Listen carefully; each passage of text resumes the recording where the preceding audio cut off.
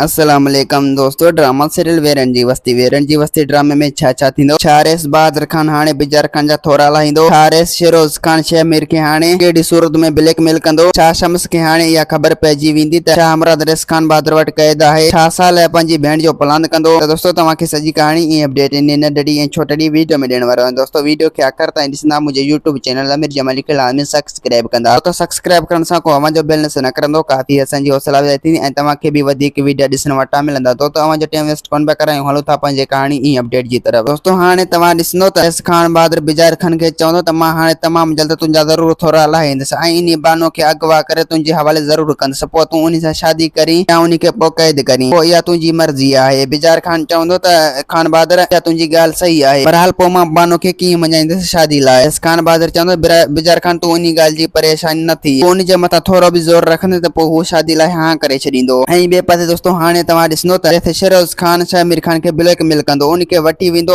उनखे चवंदो अच तोखे हिकिड़ो माण्हू ॾेखारियां। पोइ उनखे ॾेखारींदो चांड्रो की। पोइ शहमीर खे चवंदो त पुट मां तोखे इन सां शादी करण पियो चाहियां। पोइ इन ॻाल्हि ते शहमीर ॾाढो ख़ुशि हूंदो, मतिलबु त चेहरे जे रूप में हूंदो। पोइ शहमीर सोचींदो त मां हाणे इन खे कीअं रद्द कयां। इहो सॼी शरारत खान बहादुर जी आहे, शिरोज खान जी आहे। पोइ हू शिरोज खान खे दिलासा ॾींदो, उनखे चवंदो त मां जीअं चयो मां उअं ई कंदुसि। ऐं शिरोज खान चवंदो त शहमीर पुट हाणे तूं वञी पंहिंजी शादी जूं तयारियूं कर, मां हाणे तमामु जल्द तुंहिंजी इन सां शादी करण वारो आहियां। ऐं ॿिए पासे दोस्तों हाणे तव्हां ॾिसंदो त शहमीर जेको आहे रुखसार बेगम खे ॿुधाए छॾींदो त चांड्रो की जेको आहे शिरोज खान ऐं खान बहादुर वटि कैद आहे। पोइ उहा रुखसार बेगम उहा ॻाल्हि खणी वञी शमसू खे ॿुधाईंदो। शमसू खे चवंदो त चांड्रो की ऐं शाह मुराद इहे रेस खान बहादुर वटि कैद आहिनि। पोइ इहो ॻाल्हि ॿुधी शमसू ॾाढो परेशान थी वेंदो। शमसू चवंदो त मां हाणे इन ॿिन्हिनि खे कॾहिं बि माफ़ न कंदुसि, छो जो उन चाचे मुराद सां ॾाढी बेइज़ती कई ऐं उनजी घरवारी मारे ऐं इन ॿिन्हिनि खे अगवा करे खणी आया। रुखसार बेगम चवंदो शमसू हाणे तोखे देर न करणु घुर्जे इन कम में, तोखे हाणे खान बहादुर खे मारणो पवंदो। दोस्तों उम्मीद है कहानी आई हूंदी, तव्हांखे पसंदि। असांखे ॾींदा हाणे इजाज़त, वरी तव्हां सां मिलंदासीं के नई वीडियो में। खुदा हाफ़िज़।